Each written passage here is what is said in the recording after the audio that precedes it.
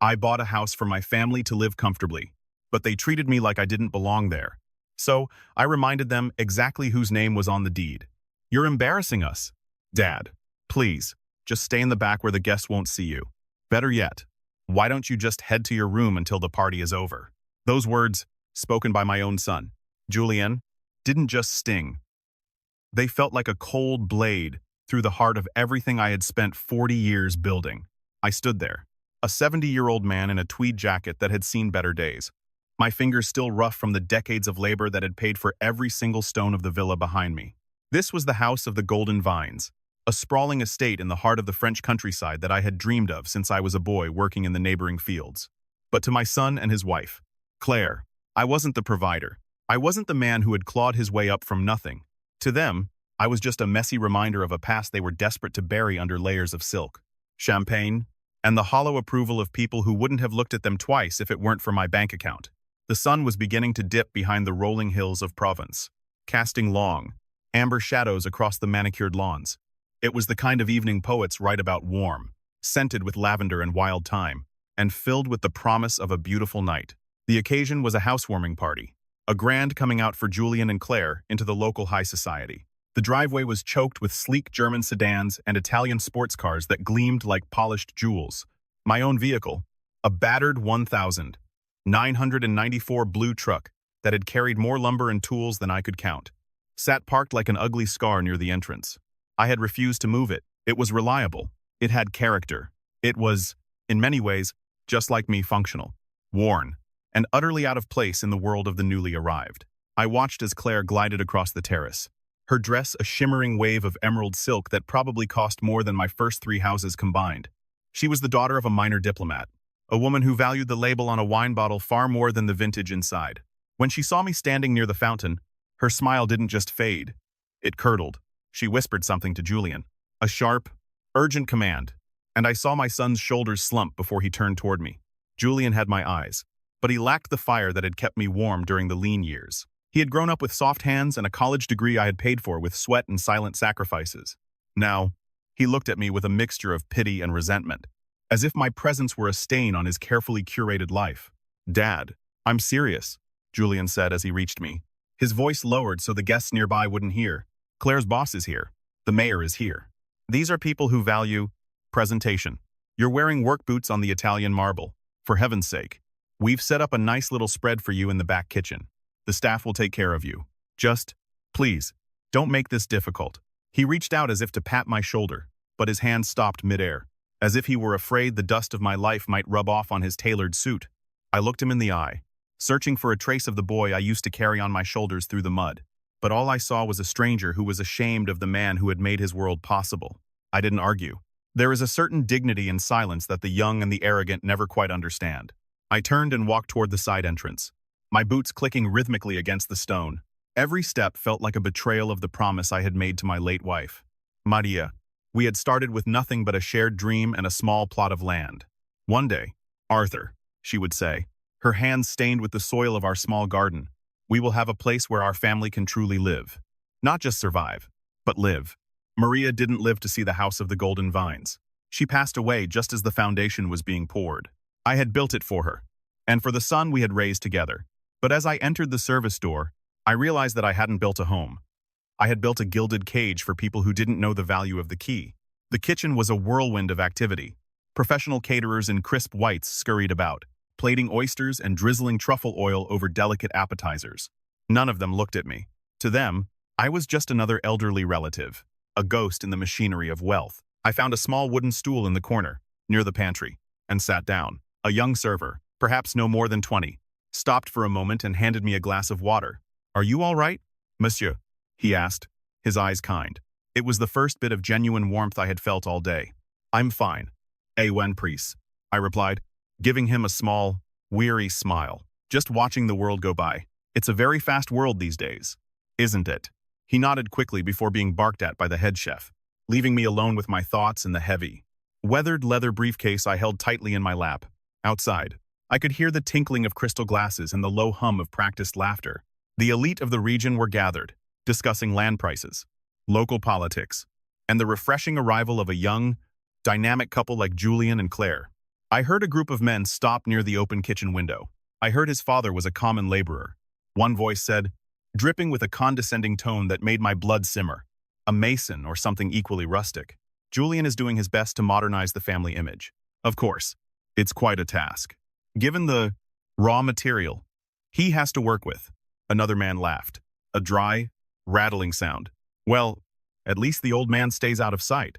It's for the best. You can take the man out of the quarry, but you can't take the quarry out of the man. I looked down at my hands. The calluses were still there, faint but present. Like a map of my history, I had laid the bricks for schools, hospitals, and the very mansions these men lived in. I knew the weight of every stone and the temperament of every type of mortar. I had built a multi-million-euro construction empire from a single wheelbarrow and a dream. Yet in this room, in this house that I owned, I was less than the dust on their shoes. I clutched the handle of my briefcase. Inside were the documents that Julian had never asked to see, the deeds, the corporate charters, and the final, signed approvals for the estate. He had been so eager to move in, so convinced that the house was his inheritance in advance, that he hadn't bothered to check whose name was actually on the legal title. As the evening wore on, the air in the kitchen grew stifling. I decided to step out into the back garden, away from the service entrance, to get some air. The back of the villa was just as beautiful as the front, with a terrace that overlooked the private vineyard. I sat on a stone bench, obscured by a large topiary, and watched as Julian and Claire entertained their important guests. I saw them laughing with a man I recognized, Henri Dumont, a notorious property developer known for his ruthlessness and his disdain for the old ways. Henri was eyeing the vineyard with a predatory look, and I saw Julian nodding eagerly at whatever the man was saying. It became clear to me then. My son wasn't just trying to fit in, he was looking for a way to sell the very legacy I had built. It's a prime piece of land. Julian, I heard Henri say as they approached my hiding spot. With the right development, perhaps a luxury boutique hotel, we could triple the value of this estate in 5 years. Of course, you'd have to clear out the sentimental attachments. Julian laughed, that hollow, sycophant laugh that made my heart ache. Sentimental attachments aren't my style. Henri, I'm looking toward the future. My father, well, he's lived his life. He doesn't understand the scale of what we can achieve here. I'll handle the transition, Claire added, her voice sharp and cold. The sooner we move him to that assisted living facility in Nice, the better. He's becoming a liability. Did you see that truck in the driveway? It's an embarrassment. I sat in the shadows, the silence of the garden weighing heavy on me. They weren't just ignoring me. They were planning to discard me like a piece of old furniture that no longer fit the decor. They spoke of handling me as if I were a problem to be solved, rather than a father who had given them everything. I looked at the house of the golden vines, the moonlight reflecting off its windows. And for the first time, I didn't see a dream. I saw a lesson that needed to be taught. I reached into my pocket and felt the cool metal of my old pocket watch, a gift from Maria. It was time, not just for the party to reach its peak, but for the truth to come out of the shadows. I stood up, smoothed out my tweed jacket, and gripped my briefcase. I wasn't going back to the kitchen. I wasn't going to my room. I was going to walk through the front doors of my home and remind them all that the old man they were so eager to bury was the only reason they had a roof over their heads. My heart was pounding, not with fear, but with a cold, clear resolve. In Europe, we respect our history, or at least we used to. We respect the hands that built the walls. If Julian and his friends had forgotten that, it was my duty as a father, and as the master of this house, to remind them. As I began to walk toward the main terrace, I saw the young server from earlier. He looked at me, then at the determined set of my jaw, and he stepped aside, bowing his head slightly. He saw me. He actually saw me. I walked past the topiary, past the silk dresses and the expensive suits, heading straight for the center of the crowd, where Julian stood with his back to me, holding a glass of vintage Cristal that he didn't even know how to properly taste. The shock was coming, and I was the one who was going to deliver it. I knew that what was about to happen would change our family forever. There would be no going back to the polite lies and the quiet resentment. The masks were about to fall, and the true face of the House of the Golden Vines was about to be revealed. I took a deep breath, the scent of the earth and the vines filling my lungs, giving me the strength of the mountains I had come from. I wasn't just a father being treated like a stranger. I was a king reclaiming his castle from those who thought he was already dead. Julian, I said, my voice low but carrying a resonance that cut through the chatter like a bell. The music seemed to falter, and the laughter around us died down as people turned to see the old man in the scuffed boots standing in the middle of the golden light. Julian turned, his face flushing a deep, angry red. Dad, I told you to, he began, but I held up a single hand. and for the first time in his life, he saw the look in my eyes that had made business titans tremble. "I think it's time we discuss the guest list. Don't you?" I asked, my voice steady and cold. The stage was set. The audience was watching, and the first act of their carefully constructed play was about to come crashing down. The air grew thick with a sudden, uncomfortable tension. The guests, sensing a scene, began to whisper behind their hands. Claire stepped forward, her eyes flashing with pure venom. "Arthur, you are making a scene. Go inside immediately before you ruin everything." I looked at her, truly looked at her, and smiled. It wasn't a kind smile. It was the smile of a man who held the high ground and knew exactly when the avalanche was going to start. I didn't move. I stood my ground, the weight of the deed in my briefcase, feeling like a shield. This was my house. This was my life. And the lesson was only just beginning. I looked around at the faces of the elite, the people who had spent the evening mocking my existence. I saw their expensive watches, their fake smiles, and their complete lack of soul. I realized then that I didn't want their respect. I wanted them to understand their place. They were guests in a house built by a man they thought was beneath them, and guests, as any good European knows, can always be asked to leave. The wind picked up, rustling the leaves of the vines, and for a moment, I could almost hear Maria's voice in the breeze, urging me on. "Show them. Arthur," she seemed to whisper, "show them who you really are." I took a step forward, closing the distance between myself and my son. The unwanted relic was gone. In his place stood the man who had shaped the skyline of this region. Julian reached out to grab my arm, but I brushed him off with a strength that surprised him. The crowd parted as I moved toward the main table, the center of their little universe. I placed my briefcase on the white linen cloth, right next to the three-tier cake and the silver platters. The sound of the latches clicking open snap. Snap echoed in the sudden silence of the terrace. It was the sound of a trap being sprung, and the look of sheer, mounting terror on Julian's face told me that he finally realized he had made a grave, irreversible mistake. The story of the poor old man was over.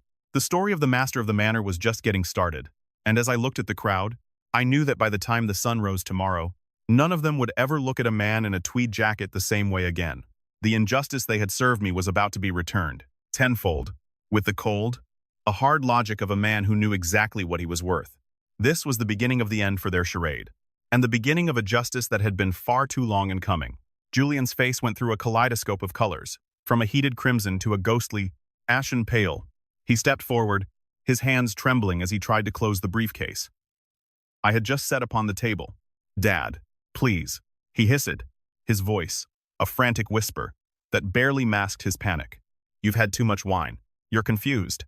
Let's go to the study and we can talk about whatever this is." He looked around at the circle of guests, offering a weak, pathetic smile. "My father, you know, the years are starting to catch up with him. He gets these grand ideas. It's the late-stage nostalgia, I suppose, but I didn't move. I didn't even blink. I simply placed my hand firmly on the lid of the briefcase, preventing him from shutting it. The weight of my hand, heavy with the history of 1,000 construction sites, was enough to make him recoil. Claire, seeing her husband falter, swooped in like a bird of prey. Her emerald dress hissed against the stone floor as she approached. "This is enough," she snapped, her voice no longer the honeyed tone of a hostess, but the sharp crack of a whip. "Julian, call the security. I won't have this evening ruined by a senile old man who doesn't know his place. Arthur, look at you. You're a disgrace to this family. You stand here in your filth, clutching that disgusting bag, while we are trying to build a future. You are nothing but a ghost of a past we've moved beyond." The guests began to murmur, their eyes darting between the shameful old man and the polished couple. One man, a local magistrate with a reputation for being as stiff as his starched collars, stepped forward. "Is there a problem here? Julian, if this man is bothering you, perhaps he should be escorted to the gate. It's a private event. After all." He looked at me with the kind of disdain one might reserve for a cockroach found in a five-star meal. To him, I wasn't a person. I was an obstacle to his enjoyment of the hors d'oeuvres. I felt the cold wind of their collective judgment blowing against me, but instead of chilling me, it only forged my resolve into steel. "The gate?" I asked, my voice echoing slightly off the stone arches. "That's an interesting suggestion. Magistrate. But tell me, who do you think owns the gate? Who do you think paid for the hinges, the ironwork, and the very ground it sits upon?" The magistrate scoffed, turning to Julian with a look of shared amusement. "He's truly lost it, hasn't he? It's a tragedy. Really, these old laborers, they work themselves into a state of permanent delusion." Julian laughed nervously, trying to usher me away. "Come on, Dad. The truck? Let's at least go move that eyesore of a truck. It's blocking the entrance for the VIPs. Ah, the truck. That battered blue. 1994. Ford was more than just a vehicle to me. It was a companion. It had carried the first loads of gravel for this estate. It had sat in the rain while Maria and I ate sandwiches on its tailgate, dreaming of the day the roof would finally go up. To Claire and Julian, it was a blemish. To me, it was a badge of honor. I looked out toward the driveway, where my truck sat huddled among the Ferraris and Porsches. It looked like a grizzly bear in a room full of toy poodles, rugged, dangerous, and entirely unimpressed. The truck stays where it is, I said quietly. It has earned its place on this driveway. Can the same be said for all of you? The silence that followed was heavy, broken only by the distant sound of a champagne cork popping. Claire's face twisted in a mask of pure hatred. She leaned in close, her perfume cloying and suffocating. I've had enough of your wisdom. Arthur, you're staying in the back. In fact, Julian, if he doesn't move that truck in the next 5 minutes, I'm calling the scrapyard to have it towed and crushed. I want it gone. Just like I want this memory of your working-class origins gone. She turned to the head waiter, who was standing nearby, looking uncomfortable. Take him to the staff quarters. Feed him if you must. But keep him out of sight. He is no longer a guest here. I let them lead me away, not because I was defeated, but because I wanted to see how far they would go. I wanted to see the full extent of the house they had built on a foundation of lies. The waiter, a young man who looked like he'd rather be anywhere else, led me through the side gardens toward the servants' wing. We passed the large, floor-to-ceiling windows of the dining hall, where I could see the elite sitting down to a feast I had funded. They were laughing, clinking glasses, and celebrating a lifestyle they thought was theirs by right. I saw Julian at the head of the table, raising a toast to new beginnings and the progress of the modern era. He looked like a king, but he was wearing a crown made of paper. In the staff area, the atmosphere was different. The air was thick with the smell of roasting meats and the frantic energy of people working for a paycheck. I sat at a small, scarred wooden table in the corner, my briefcase tucked securely between my feet. A maid, an older woman with tired eyes and a kind face, brought me a plate of bread and cheese. Don't mind them, monsieur, she whispered, her voice thick with a Portuguese accent. They have money, but they have no alma, no soul. I have seen many like them in the big houses of Europe. They are like clouds. They provide no shade and bring no rain. I thanked her, realizing that she saw more clearly than all the important people in the ballroom combined. As I ate the simple meal, I looked at the walls around me. I knew every crack in the plaster. I knew that the wiring in this wing was reinforced because I didn't want the staff to ever worry about a fire. I had designed this house to be a sanctuary for everyone under its roof, from the master to the gardener. But Julian and Claire had turned it into a hierarchy of cruelty. I thought about the many years I spent in the sun, my skin burning and my back aching, all so that my son would never have to know the weight of a shovel. I had wanted to give him a head start, but in doing so, I had forgotten to teach him how to walk on his own 2 feet. I had given him the world, and he had used it to try and bury me. Suddenly, the kitchen door burst open. Claire marched in, her face flushed with a new kind of fury. "Where is the key, Arthur?" she demanded, slamming her hand onto the wooden table. "The notary is here. He says there's a discrepancy with the land transfer documents. He needs the original deed, and Julian can't find it in the safe. We know you have it. You took it from the office this morning, didn't you? Give it to me now. This deal with Henri Dumont is worth millions, and I won't let your stubbornness ruin our future." She reached for my briefcase, her eyes wild with greed. I didn't move my feet. I didn't even look up from my bread. "The deed is exactly where it belongs, Claire," I said, my voice as calm as a still lake. "But it is not yours to give. And it is certainly not Julian's to sell." She let out a frustrated scream, a sound that brought several of the kitchen staff to a halt. "You old fool. You're just a name on a piece of paper.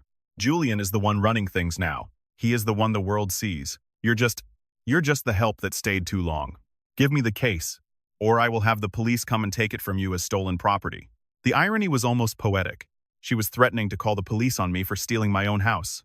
I stood up slowly, my joints popping a reminder of the decades of physical labor. I was a head taller than her, and for the first time, she seemed to realize that the old man was still a man of formidable strength. "Call them," I said. "Call the gendarmerie. Call the notary. In fact, bring them all here. Let's have this discussion in front of your important guests. If you're so sure that I am a thief, let's prove it to the world." She recoiled, her bravado momentarily failing. She didn't want a scene in front of the elite, but her greed was more powerful than her shame. "Fine," she hissed. "We'll do it your way. But when this is over, You won't even have that truck to sleep in. You'll be on the street where you started." She turned on her heel and stormed out, her emerald silk trailing behind her like the tail of a serpent. I picked up my briefcase, felt the solid, reassuring weight of it, and followed her. The time for hiding in the kitchen was over. The stage was set for the final act, and I was going to make sure everyone in the House of the Golden Vines understood exactly who was providing the light. As I walked back through the garden, the moon was high in the sky, silver and cold. I looked at the vines, the rows of grapes that would one day become a fine wine. They needed pruning, I noticed. They were being neglected, just like the values of this family. Julian was too busy looking at spreadsheets to look at the soil. I realized then that if I left this estate to him, it would be dead within 5 years. He would sell the land to developers. The vines would be ripped up to make room for a concrete hotel, and the soul of the House of the Golden Vines would be lost forever. I couldn't let that happen, not for Maria's sake, and not for the sake of the land that had been so good to us. The noise of the party grew louder as I approached the main terrace. The guests were gathered in a semicircle, their faces illuminated by the flickering torchlight. In the center stood Julian, looking small and desperate, and tall. A silver-haired man in a perfectly tailored charcoal suit. Maître Bertrand, the most respected notary in the province. Bertrand was a man of the old school, a man who valued the law and the lineage of the land above all else. When he saw me approaching, his eyes widened behind his spectacles, and he did something that caused a collective gasp to ripple through the crowd. He stepped away from Julian, ignored Claire's outstretched hand, and bowed his head in a deep, respectful greeting. "Monsieur Arthur," Bertrand said, his voice rich with genuine warmth. "I was beginning to worry you wouldn't join us.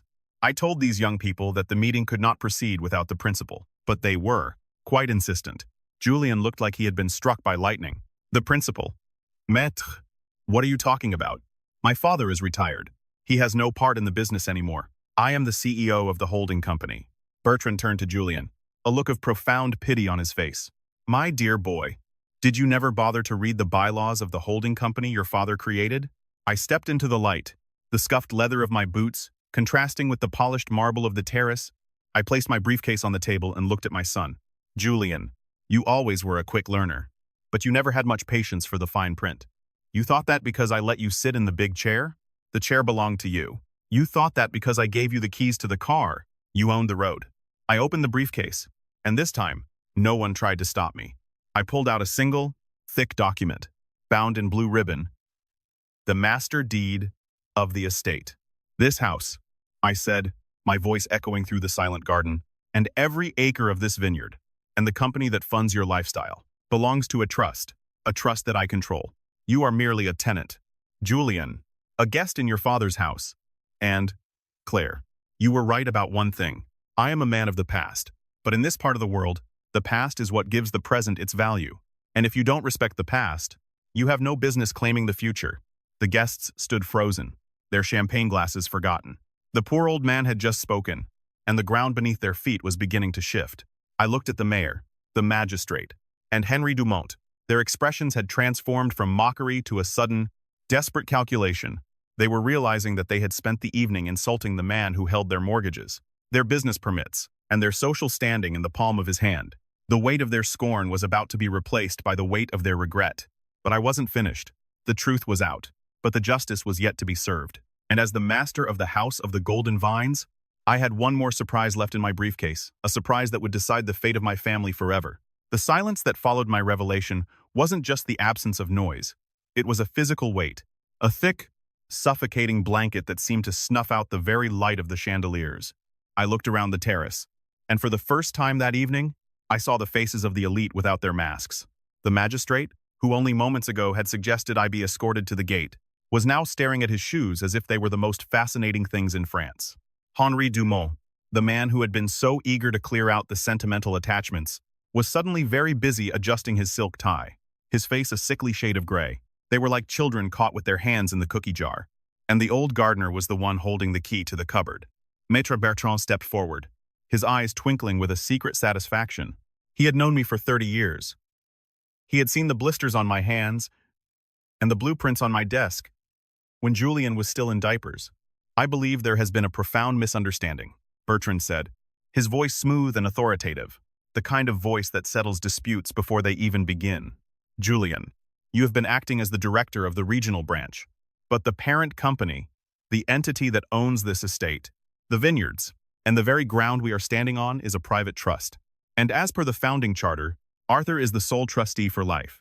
His signature is the only one that carries weight here. Your NEDs, agreements, with Monsieur Dumont are, quite frankly, legally non-existent. Julian's mouth opened and closed, but no sound came out.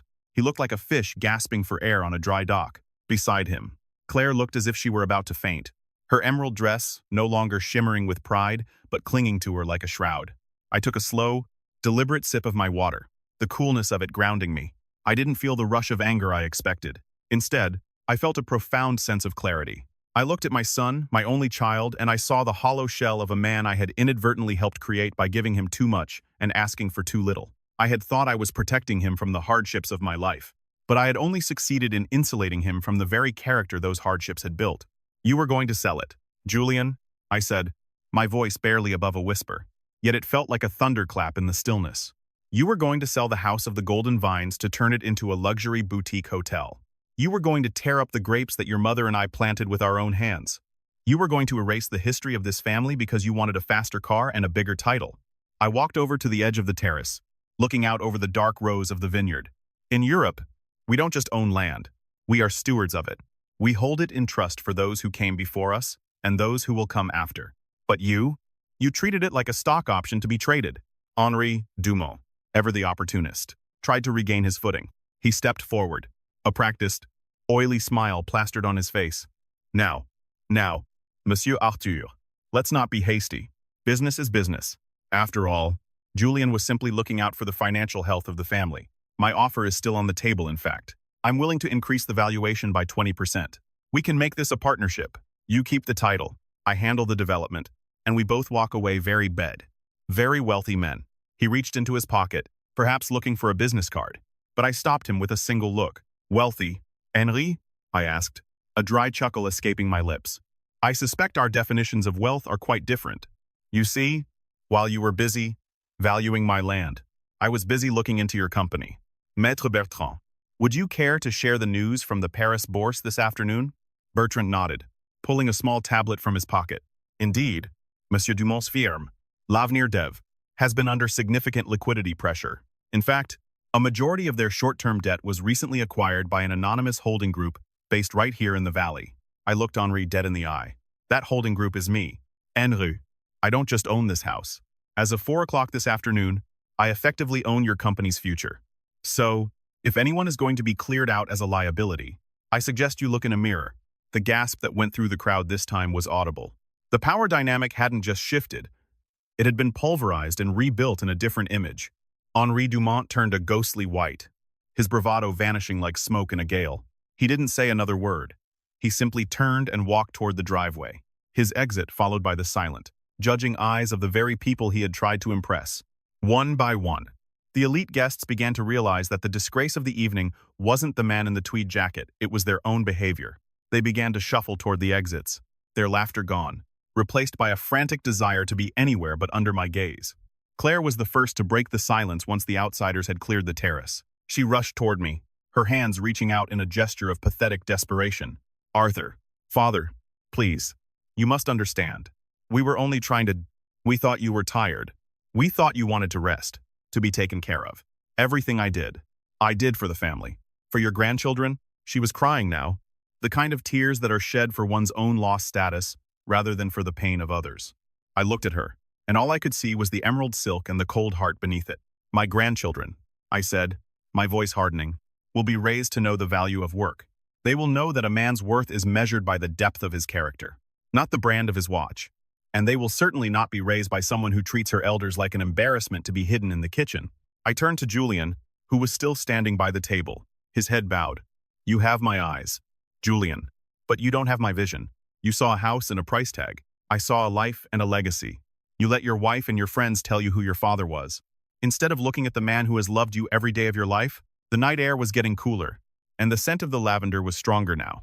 It reminded me of Maria, of the way she would sit on the porch of our first tiny apartment and talk about the golden vines. She would have been heartbroken to see this, but she would have been proud of the stand I was taking. This wasn't about revenge. It was about restoration. It was about reminding my family that the foundations of a house are only as strong as the people who live within its walls. If the people are rotten, The house will eventually fall. No matter how much marble you put on the floors. Dad, Julian finally spoke, his voice cracking. I didn't know. I didn't realize how much. I'm so sorry. He looked up at me, and for a fleeting moment, I saw the little boy who used to help me carry the bricks. But the boy was gone, replaced by a man who had sold his soul for a seat at a table that didn't even want him. Being sorry is easy. Julian, I replied, living a life that earns respect is hard. You chose the easy path, and you found out it leads to nowhere. Now, I want everyone to leave, not just the guests. Everyone. Claire let out a sharp, panicked cry. Leave. Where are we supposed to go? This is our home. I looked at her, and then at the magnificent villa that I had built with my own blood and sweat. No, Claire, this is my home. You have an apartment in the city that you're so fond of. Go there. Take your emerald dresses and your expensive wine. Julian, you can keep your job at the branch for now, but your salary will be adjusted to reflect your actual contribution, not your name. And you will move out of this house tonight. The finality in my voice left no room for argument. I watched as they scurried about, gathering their things in a frantic, undignified rush. The servants, the people they had treated like furniture, stood by and watched in silence. I saw the young Portuguese maid from the kitchen. She gave me a small, knowing nod as she held open the door for Julian and Claire as they dragged their designer suitcases across the threshold. The power couple was leaving, and the silence they left behind was the most beautiful thing I had heard all year. As the taillights of their cars faded into the distance, I walked back to the kitchen. The staff was still there, looking at me with a mixture of awe and uncertainty. Monsieur Arthur, the head chef asked, his voice hesitant. What would you like us to do with the rest of the party food? There is so much. The oysters, the caviar, the truffles. I looked at the grand spread, the decadent waste of a party that had no heart. I smiled. A real smile this time. Pack it all up, I said. Bring it to the local shelter and the retirement home in the village. Let the people who actually appreciate a good meal enjoy it. I took my battered leather briefcase and walked out onto the terrace one last time before going to bed. I pulled a chair to the center of the marble floor, the very spot where Julian had tried to toast his new era. I sat down, the tweed of my jacket rough against my skin, and looked out at the moon over the vines. The house of the golden vines was quiet now, its soul returning to it in the stillness of the night. I wasn't an old man to be hidden away. I was the master of the manor, the keeper of the history, and the man who had finally reminded his family that some things, the most important things, can never be bought or sold. I felt a deep sense of peace settle over me. The injustice had been answered, not with violence or shouting, but with the simple, undeniable truth. I had spent my life building walls, but today, I had finally learned how to build a boundary. Tomorrow, the sun would rise over the vineyard, and I would be there to greet it, perhaps in my old truck, with a pair of pruning shears in my hand. The work was never finished, but for the first time in a long time, the foundation was solid, and that, I realized, was the greatest wealth of all. I reached into my pocket and pulled out Maria's old pocket watch. I clicked it open, the rhythmic tick-tick-tick, a reminder of the time we have and the legacy we leave. We did it, Maria. I whispered into the cool night air. The vines are safe. I closed the watch and stood up, heading toward the master bedroom, the room Claire had tried to claim as her own. Tonight, I would sleep in my own bed, in my own house, knowing that I had finally taught my son the most important lesson of his life. The deed to a house is just paper, but the honor of a man is his home. The morning sun rose over the Luberon Valley with a clarity that felt like a fresh start.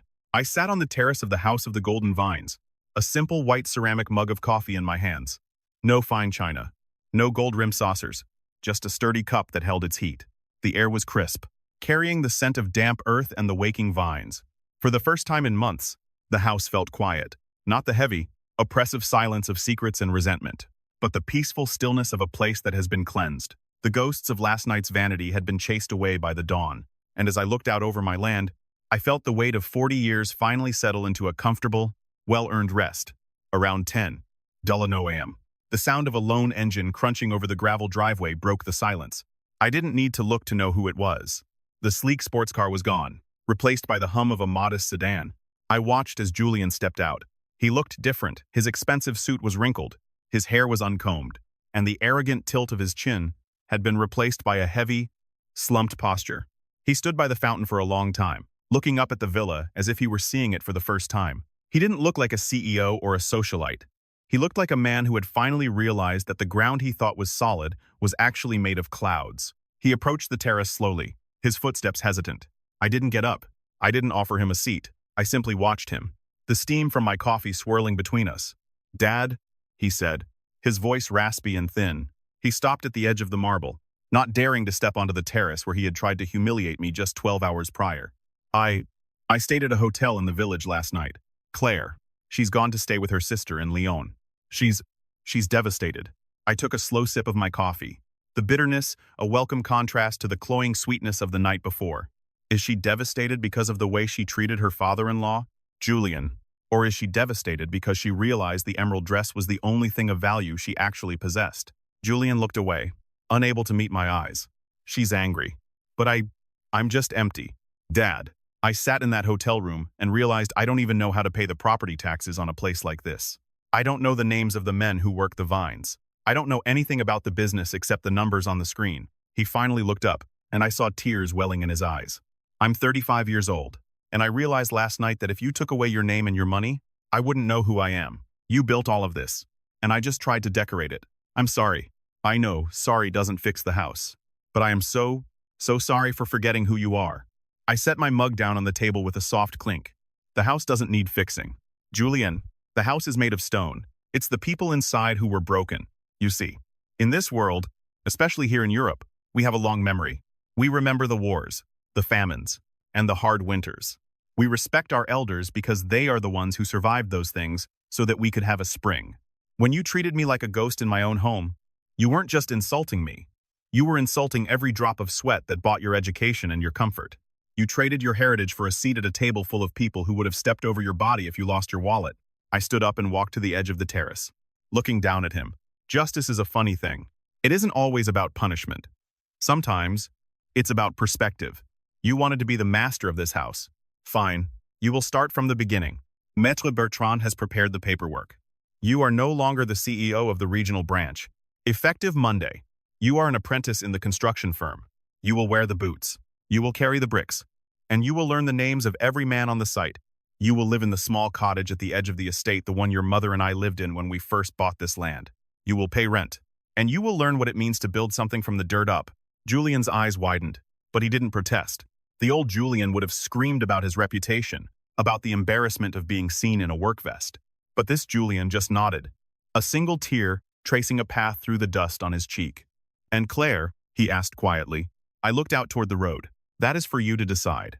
If she wants to be the wife of a man who works for a living, she is welcome to join you in the cottage. If she only wants the man in the emerald dress, then she already has her answer. A family isn't a branding exercise. Julian, it's a pact. If she can't respect the hands that build the walls, she has no right to live within them."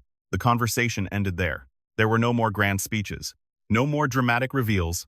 I watched as my son walked back to his car, his gait a little more purposeful than it had been when he arrived. He wasn't a king anymore, but for the first time, he was starting to look like a man. I knew the road ahead for him would be long and painful. He would have to face the whispers of the people who saw him fall, and he would have to learn to find pride in the calluses on his hands rather than the balance in his bank account. But that is the European way we are forged in the fire. Not the fashion show. I spent the rest of the day in the vineyard. I took my old truck, the eyesore that Claire wanted to crush, and drove it down to the lower fields. I spent hours checking the irrigation lines and pruning the stray shoots. The sun beat down on my back, and my knees ached. But the rhythm of the work was a prayer. I realized that the greatest revenge wasn't taking the house away from them. It was showing them that I didn't need the house to be happy. I needed the land. I needed the work. I needed to know that I had stayed true to the boy who once looked at these hills and dreamed of owning a single row of grapes.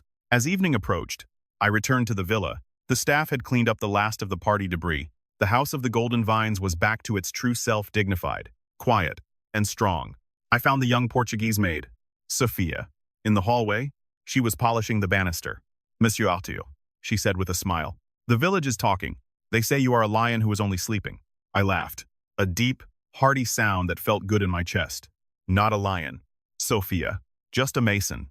I know how to build things, and I know when it's time to knock down a wall that isn't sitting straight. I've decided to turn the main hall of the villa into a cultural foundation.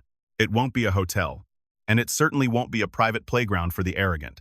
It will be a place where young people can come to learn the traditional crafts, stone cutting, viticulture, the old ways that are being forgotten in our rush toward the modern. The House of the Golden Vines will finally live up to its name. It will be a source of life for the whole community, not just a vault for one family's greed. Julian will be one of the students. He'll start with the stones, just like I did. To those of you watching or listening to this story, perhaps from a comfortable chair in a house of your own, take a moment to look at the people who made your life possible. Look at the old people in the worn jackets and the sensible shoes. Don't see them as a burden or an embarrassment. See them as the foundation. You can build a skyscraper on a solid rock, but you can't build a shack on a pile of lies. Respect is a currency that never devalues. And in the end, it's the only thing that will buy you a seat at a table where you truly belong.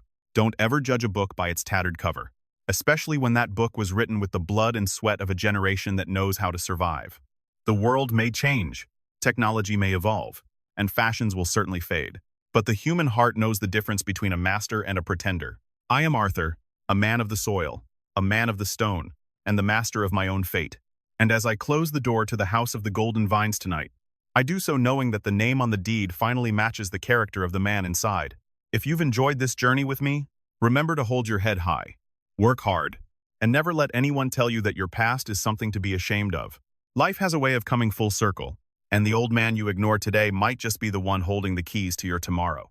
Stay wise, stay humble, and most importantly, stay true to the vines that planted you. This is our legacy. This is our home.